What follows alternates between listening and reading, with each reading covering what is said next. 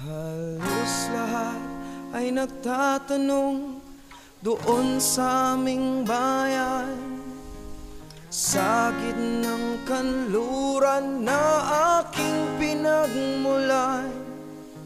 Sila'y nalilito, ba't daw ako nagkaganito?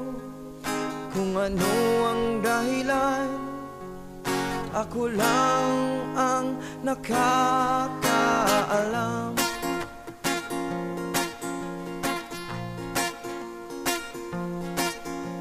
Magulang ko'y ginawa na ang lahat ng paraan upang mahiwalay sa aking natutunan.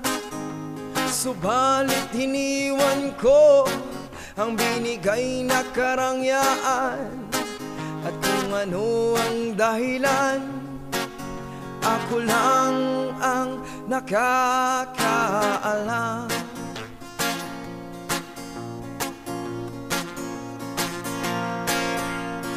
Musika ang buhay na aking tinataglay.